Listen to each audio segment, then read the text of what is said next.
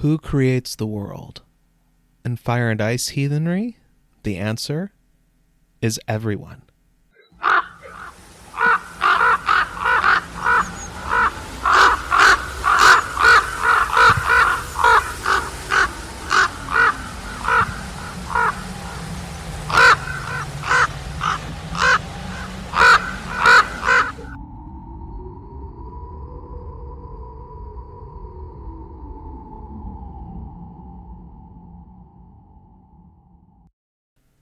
The Nordic cosmos, like many other examples of polytheistic myth, does not have a singular creator figure who sets everything in motion, says, "Let there be light," and all the other usual stuff one tends to associate with acts of creation and forging of the cosmic order.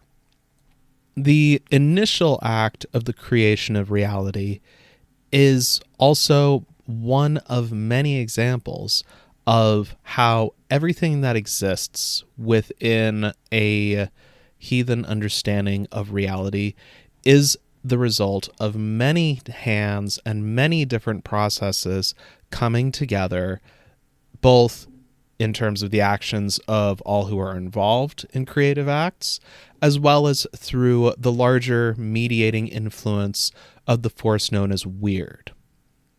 Co-creation, and what makes up co-creation, is an especially central concept in Fire and Ice heathenry.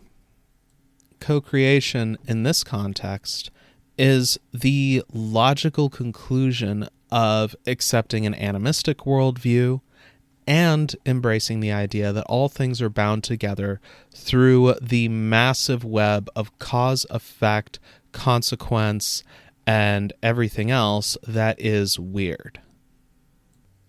But what does this all mean? Co-creation, through its mechanisms and processes, is a concept that has considerable implications for how we develop spirituality, live our lives, and move through the world that is around us. It is also an understanding of reality that I think more closely matches how everything comes together in terms of the human experience and geology and everything else, while also giving people a great deal more agency than the kind of top-down, the founder, God, the creator, what have you, sets the thing in motion, and then everyone is expected to just keep it going based on the parameters of the original creator. Co-creation, as the name implies, is a collective, though not always necessarily cooperative process that all beings with agency engage in. And that also means everything that exists within the world has a part to play in shaping the way that world comes together and unfolds. In this episode, I'm going to unpack more of what this idea means and what it represents. I'm going to start by going back to the mechanics of Wyrd and briefly sort of refreshing folks with what's going on there and what is particularly important for understanding the process of co-creation, as well as establishing the metaphysical foundation for it as it exists within Nordic spiritualities. I'm going to then get more into how Wyrd, as we understand it, is essential within Nordic spirituality for explaining co-creation, and why Wyrd is a very effective way of articulating this bigger concept. For folks that see Wyrd more philosophically and less spiritually, then what I'm also going to be doing with this part is explaining more from a philosophical standpoint how that all comes together and why Wyrd is such an effective way for understanding the concept of co-creation. I'll then get into how co-creation empowers us with greater agency to act on the world around us, to cause change, and to make everything come together in ways that are more beneficial to people and our communities. I will then turn to the responsibilities that are implicit with this awesome power and potential, before then finally finishing on what this all means for our communities, this bigger movement that is heathenry, the broader movement that's paganism, and our world. So with all that said, let's get started. At the center of how co-creation is understood in a heathen context is Wyrd, a word that is often translated to mean fate. And sort of that kind of works, although not entirely. If you want a lot more details and meandering on that, then I recommend checking out the episode I did earlier on this podcast, as well as the stuff in my books, The Way of Fire and Ice and Spinning Wyrd. What matters here for the moment is talking specifically a bit more about the mechanics that make Wyrd work, as well as what these mechanics show us about the co-creative process. The core mechanics that I'm talking about, for the sake of this discussion, are Orlog and Hamengja, as well as the Norns, both greater and lesser. Orlog, to briefly recap, refers to those things that are, and that includes things like the place you were born, the circumstances and society that you were born into, who your family is, the material and social conditions around you, all those different things. Orlog is the stuff that is and that exists because of actions that were taken previously by people or different powers to create that Orlog. Some Orlog, like social systems, for example, is more malleable than other kinds of Orlog, like, say, the laws of motion, gravity, and magnetism. But all Orlog ultimately is something that is a product of prior action or prior developments, and by implication, new Orlog can be laid down into the world by the deliberate actions and choices of all the different beings that exist within reality, including but not limited to human beings. This tension between Orlog's seemingly fixed nature as well as its potential malleability under the right circumstances and in the face of the right means is part and core of the tensions that are at the heart of the co-creative process. Orlog can, in some cases, make certain forms of co-creation and living in the world easier, while in other cases, they can create new obstacles. Orlog can be a thing that is as much a help as a hindrance, depending on your relationship to the particular Orlog and the circumstances you are facing. New Orlog also, arguably in many instances, is the product of pre-existing Orlog. And just as the world that we are living in was created from the bones of what came before, the same is also true of Orlog. The force that acts on Orlog is known as Hamengja, which generally could be translated as personal force or one's capacity to cause change in the world. This is partially something that is a product of one's Orlog, and Hamengja is treated pretty consistently in surviving source materials as having a certain inheritable quality to it, that it is inherited from one's predecessors and ancestors and passed on to one's descendants. It also does seem to an extent to be transferable, with lending luck being something that happens within surviving source materials. Hamengja is not fixed, and like Orlog, it can change.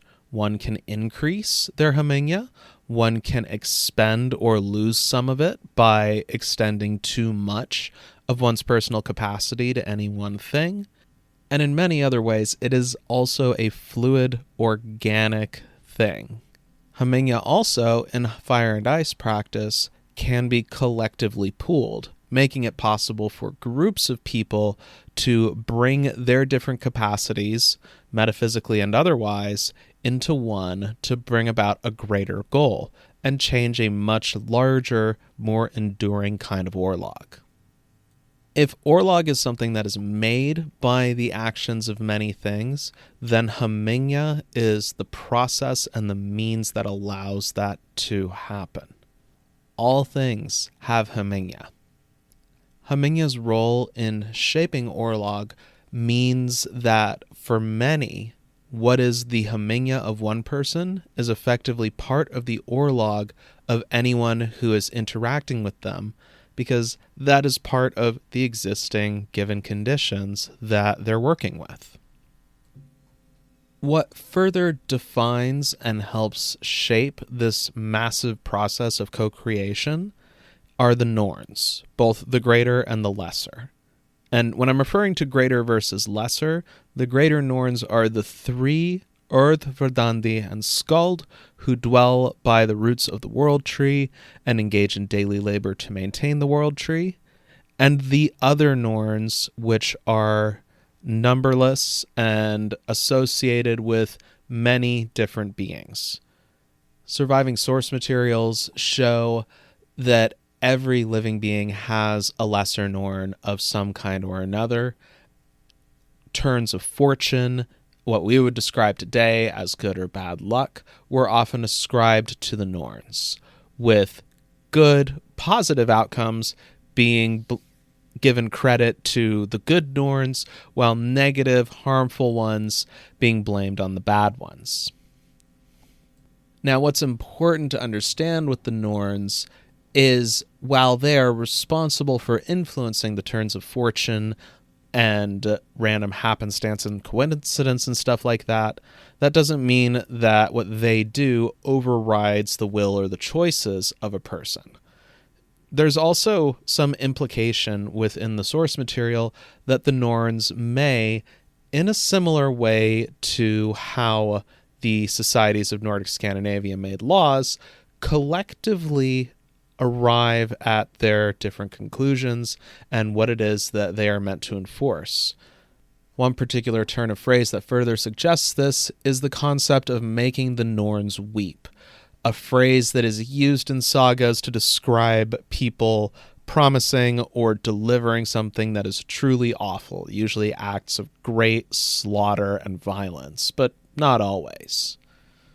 This image of weeping norns, facilitators of fate, who are struck with overwhelming grief at the events they are forced to help realize, really sort of gives the sense that even though the norns have great influence over what happens to individuals and can be seen as sort of the animistic facilitators of Wyrd, they are not necessarily operating with complete agency and autonomy and are bound by larger constraints and circumstances that influence and limit their own choices. Combining all of these elements leaves you with an understanding of cause and effect on both the individual and the societal, one could even say cosmic and universal level, where there are many different actors that are constantly engaging in action, reaction, and changes to the world around them. There is no one singular architect anywhere within heathen cosmology, and while the gods certainly play a central role in creating reality as we know it, they are not the only ones who have power to shape creation. This is further reinforced by how, in the Voluspo, there is no singular architect even among the gods who's setting the course. There's no sense of a supreme creator who is delegating specific duties to specific deities, but instead what is depicted in the Voluspo is the gods all coming together and collectively shaping what this would look like. To quote from the Bellows translation, verses 5 and 6, "The sun, the sister of the moon, from the south her right hand cast over heaven's rim. No knowledge she had where her home should be. The moon knew not what might was his. The stars knew not where their stations were. Then sought the gods their assembly seats, the holy ones and council held. Names they gave to noon and twilight. Morning they named, and the waning moon. Night and evening, the years to number." This is a device that shows up regularly throughout the rest of the Voluspa during the first third or so of the poem, which describes this creation process. Consistently, the way big decisions, like raising up the dwarves, setting the shape of reality, and all that other stuff, is done collectively. Even the creation of humans, which seems to have been more of a project done by Odin, Honir, and Lodur, with or without the knowledge and consent of the rest of the gods, who knows, that part's sort of left up in the air, but all of them taking an equal part in giving life to Ask and Embla. These first two humans are also, as was the case with Midgard and all of creation before it, forged using what already existed. This same pattern of building the new from the bones of the old is a repeated one that shows up with the whole thing around Ymir, where the great giant's body is used to construct Midgard, or even before that, where the explosive collision of fire and ice created the raw materials for reality to come together. All of this is within Wyrd, and Wyrd provides a thorough sort of explanation for all these things, where cause, effect, change, entropy, life, and death are all in a constant state of motion. Life begetting new life. New realities born on the foundations of what came before. At its root is existing orlog being shaped by Hemingya exerted individually and collectively, while also subject to circumstances and powers beyond their control, like the random turn of the dice or flip of a coin, which is governed by the Norns. In other words, everything is playing a part in weaving the grand tapestry that is reality. Wyrd may define and shape the conditions that we are living in, but this shaping and definition is a collective process. It is something that all beings with agency, all things really with agency, that exist within the nine worlds, within all of reality essentially, matter.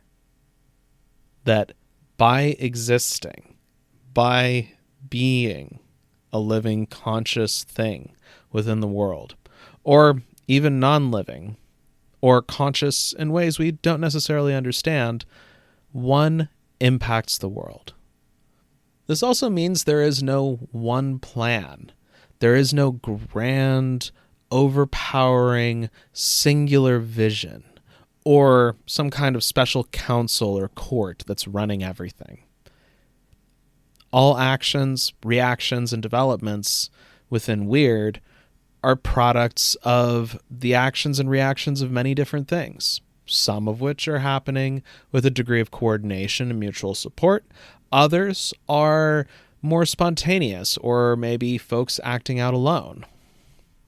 This co-creative process is also part of why I think the attitude that you see in the source material towards one's Wyrd and what is unfolding in one's life is that rather than submitting to or going with the flow or bowing to the inevitable or anything like that, you are instead expected to defy the odds, to defy the seemingly immovable, to take an active role in shaping your destiny, whatever that should be.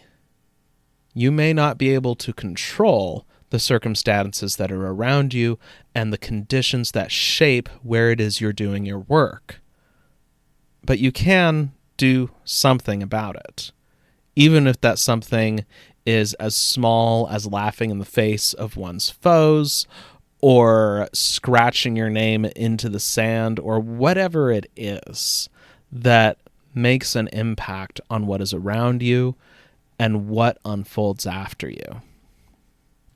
This, by the way, is something that's very different from the predominantly Christian concept of God's plan.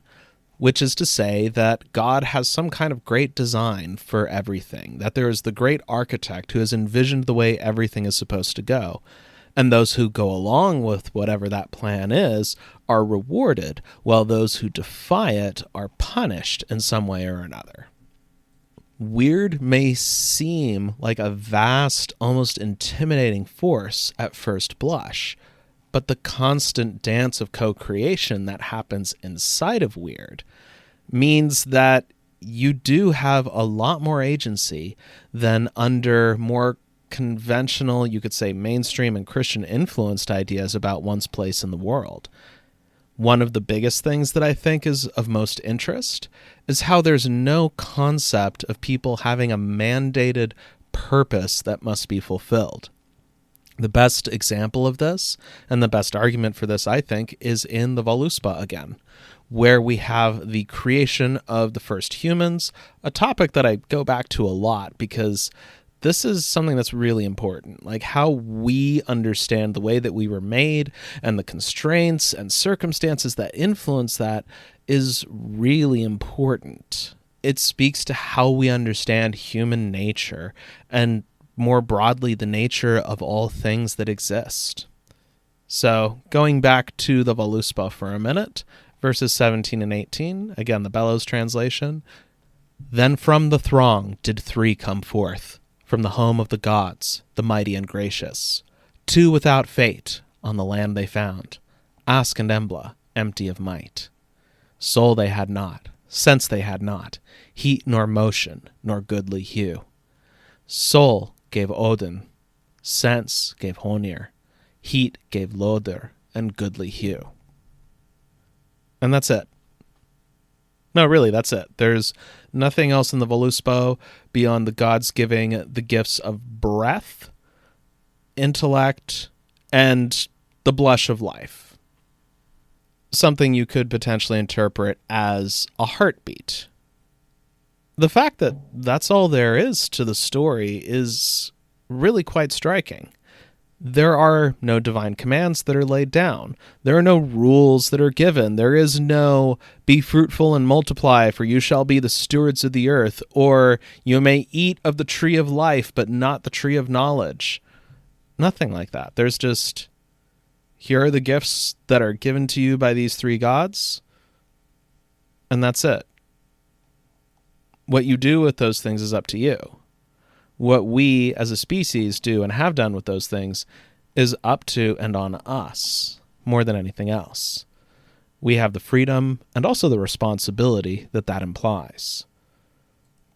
This whole understanding of the place of all things within the world is something I find to be really deeply empowering. Something that gives a much greater sense that we all have the means, the capacity, and the ability to change our circumstances. Nothing, well, not nothing, because certainly things like how biology, magnetism, physics, all those things work, still work. Science has been able to verify these things and repeatedly do so, and really there's nothing that I see within heathen lore that suggests an anti-science position is at all tenable. I'd actually go so far as to say that the scientific method, empirical philosophy, and all that other stuff is very much supported by stuff that is within the lore. And there will be an episode about that at some point, but not right now. But even the orlog that makes up things like, say, biology, for example, is something that can change. Vaccination is a great example of this. The diseases that are protected against by this particular kind of treatment are ones that were previously part of the environment that we're in, that are part of the orlog that we as human beings have to deal with, until people who are sufficiently skilled in the medical sciences figured out methods to change the way that our bodies interact with these things. And in so doing, changed that orlog, and also changed the hemingya of everybody who engages in those kind of treatments. You could also look at flight as another example of people challenging a much more fundamental orlog. Powered, controlled flight is something that has been more or less impossible for most of human history. I mean, sure, you could do stuff like gliders or something like that. Leonardo da Vinci certainly had a lot of sketches of them, though it's up in the air as to whether or not he actually built or tested any of them. But regardless, some forms of unpowered adapting the processes of sails or hot air balloons and stuff to flight kind of thing has been possible for a bit. But actual airplanes in the sky, much less ones that are made out of metal and can travel for thousands of miles, even 50 years ago, like within a human lifetime, a significant chunk about how air travel works and how relatively common it is now would have been unimaginable. Now, granted, during the height of the jet age in the 60s and 70s, the amenities aboard aircraft were more sumptuous.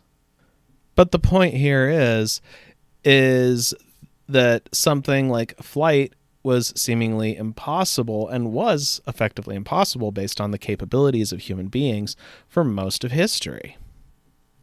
You can also look at human history for examples of seemingly unalterable, in some cases divinely mandated social systems being challenged and undone.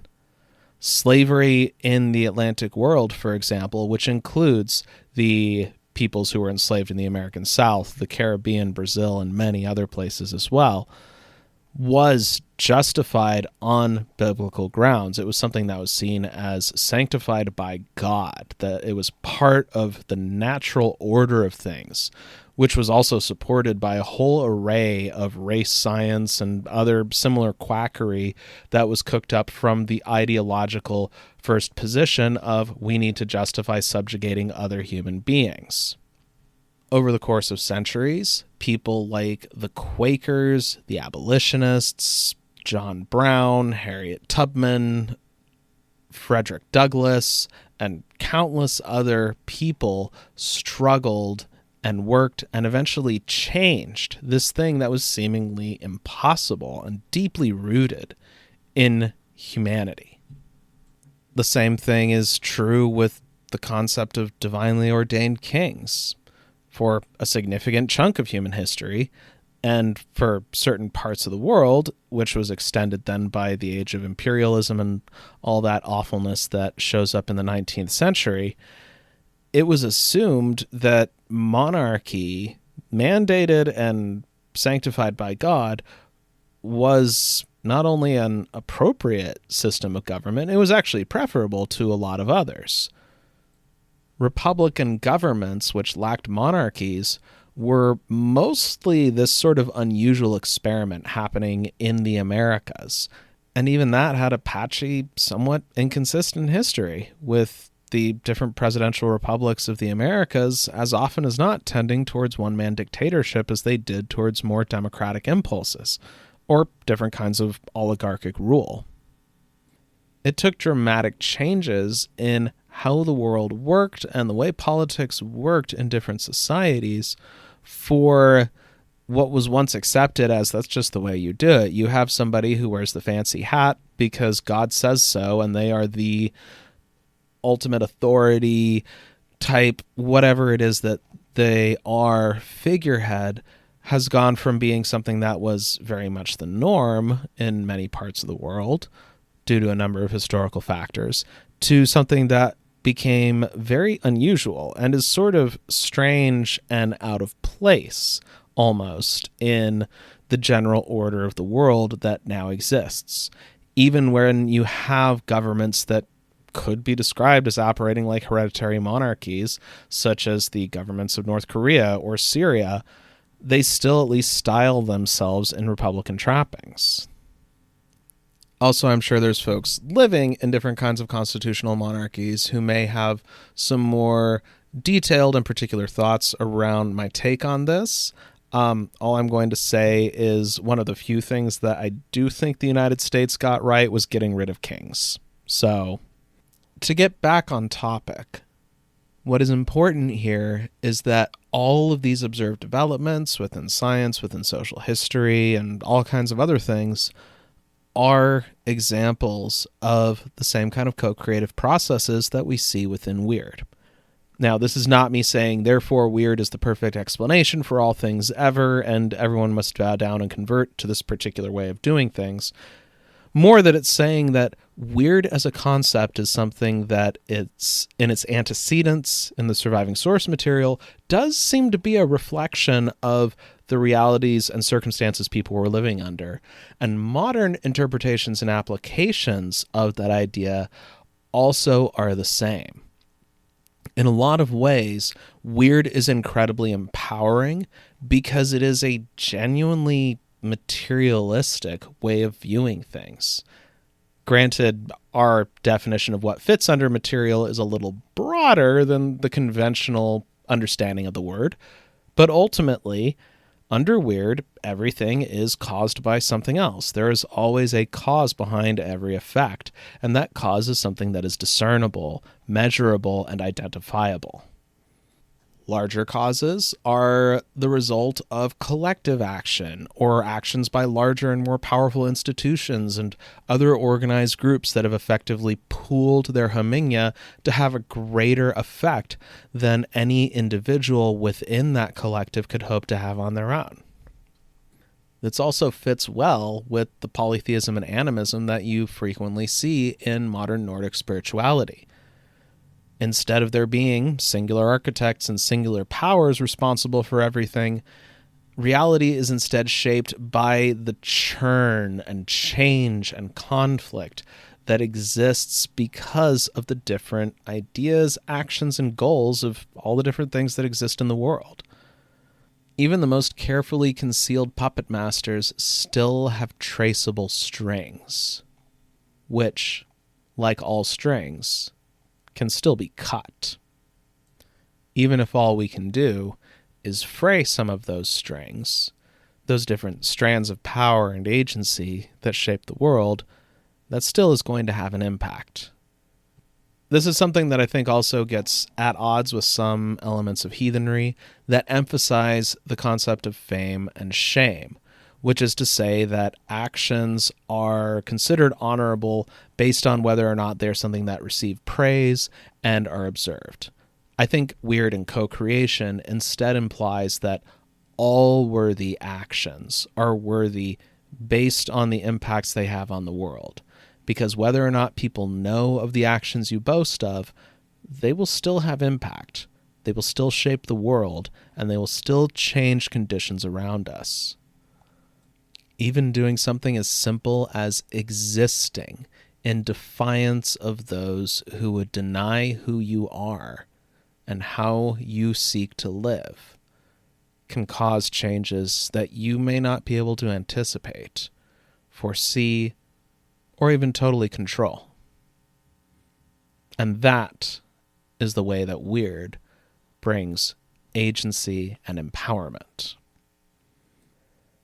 This also carries with it strong responsibility in terms of what it is you do and the impact you have on the world around you. If all of our actions, both individually and collectively, are responsible for shaping the world around us, then we need to be mindful of what kind of a world we are creating with our actions.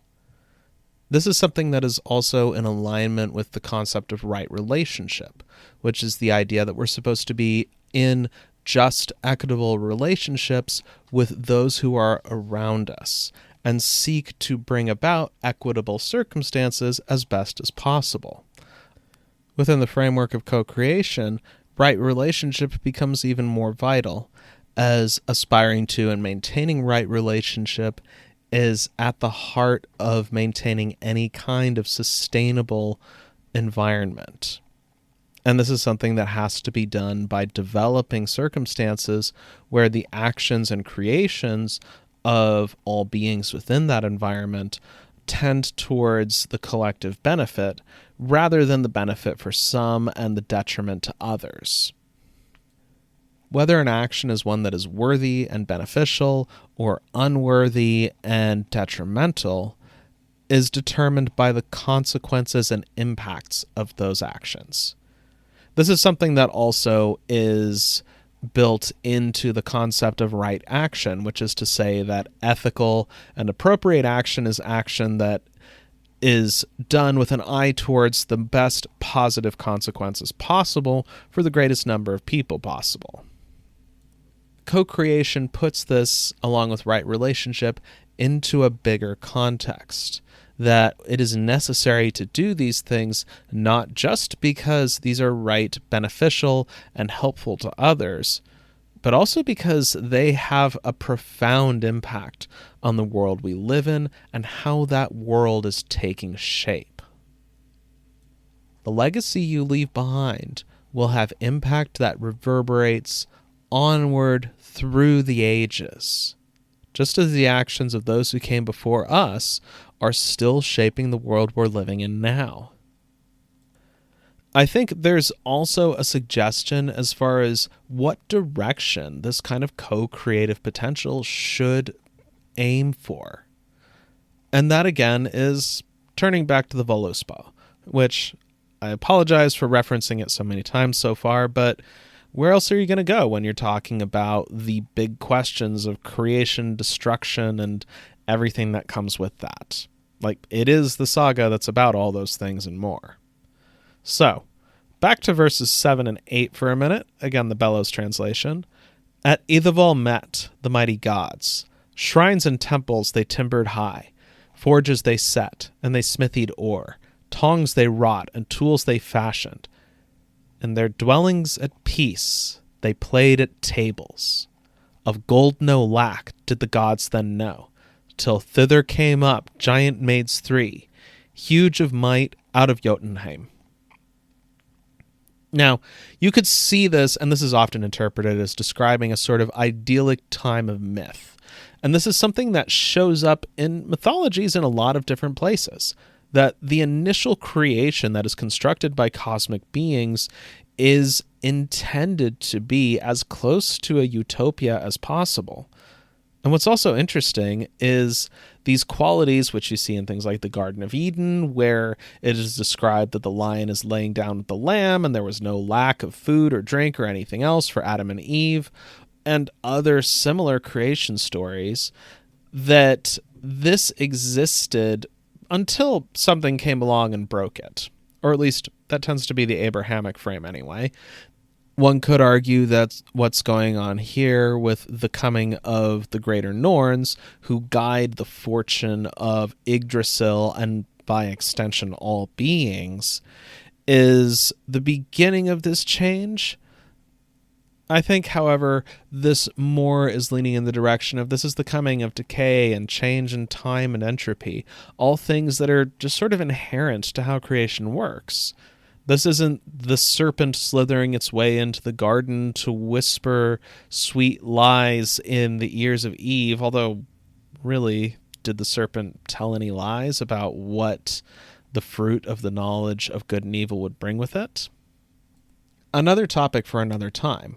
But regardless, the difference here, I think, is that the coming of the Norns is the coming of something that is inevitable, something that is going to happen. It happened with Ymir, who seemingly ruled over existence in that iteration before being overthrown by Odin, Vili, and Ve, and this will come again. And what's interesting, though, I think even though this comes apart, is that the gods still strive to build a paradise right out the gate. That the goal is not how do we create circumstances of subjugation and rule, but how can we create plenty and ease for all? It certainly does throw the cat amongst the pigeons to the whole idea of the Nordic peoples being these hardy, tough warriors who worshipped conflict and battle and only sought glorious death in Valhalla, when this is what their gods made, when they had the opportunity to work with the closest thing that Nordic realities ever had to a blank canvas. The same also repeats itself, again, when after the fires of Ragnarok recede, the destruction is over, and the battle has ended, you see this description. What follows are verses 59 and 61. I'm skipping over 60, but that's because that's one that I need to get into in a different topic, and it might be one of the only examples of a Christian interpolation in the Poetic Edda. But leaving that aside for now. Verse 59.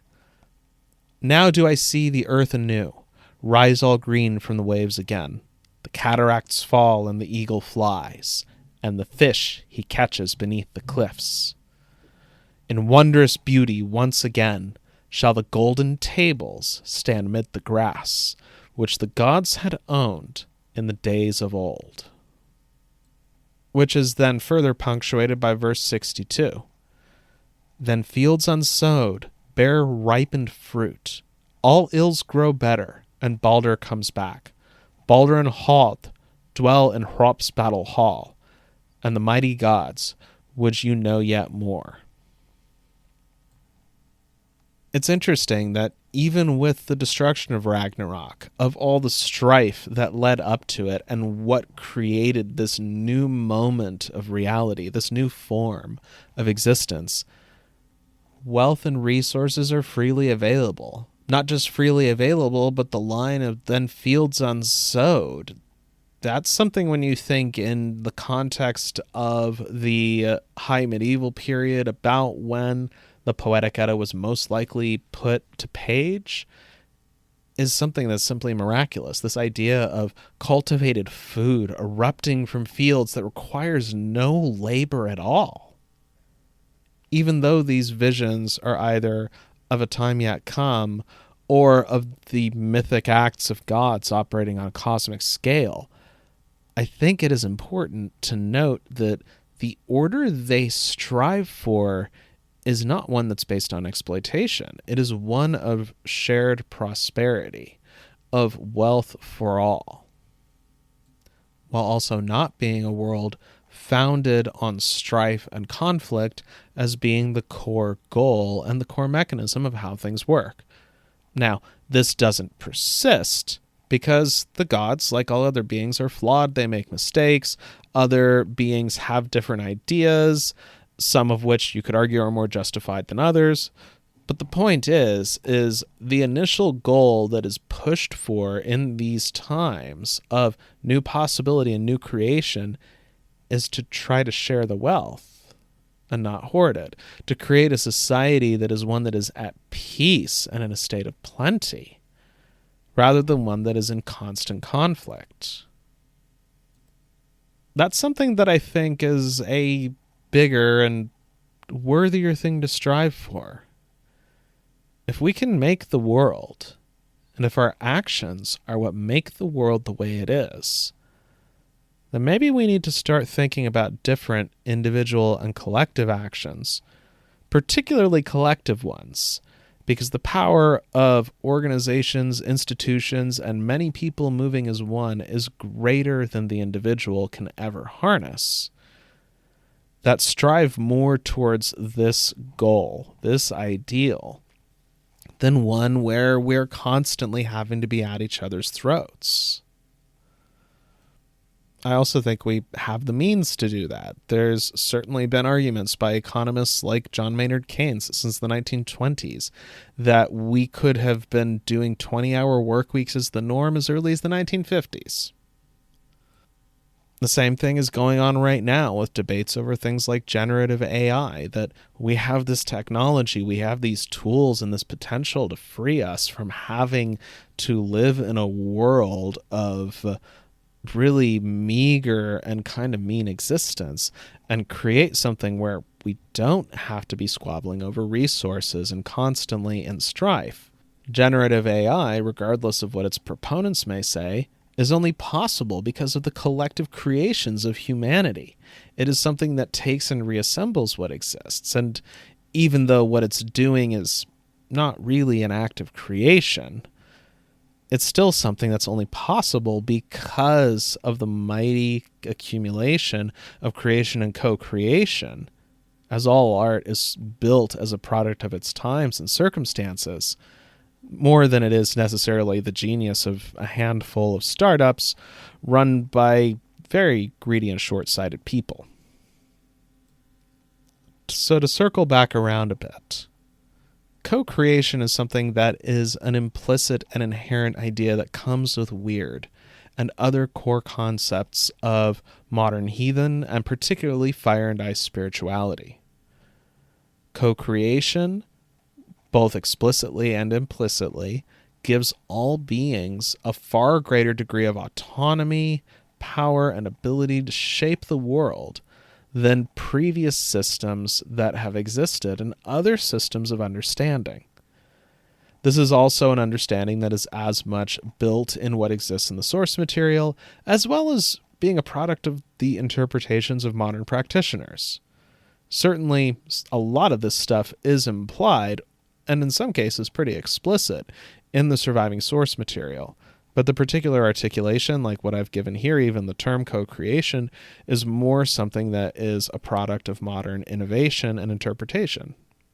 So what we do with this is ultimately the bigger question, rather than if we have this kind of agency. The heathen answer is we defy the odds and do the best we can to make a better world for ourselves and our descendants. I can't speak for others, but I think that's worth pursuing. And on that note, this has been Ryan Smith at the Wayward Wanderer, now signing off. Thank you for listening. If you want to find out more about radical heathen practice, head on over to onblackwings.com, where you can find articles, classes, resources, and more. This podcast was created and produced by Ryan Smith. Thanks for listening.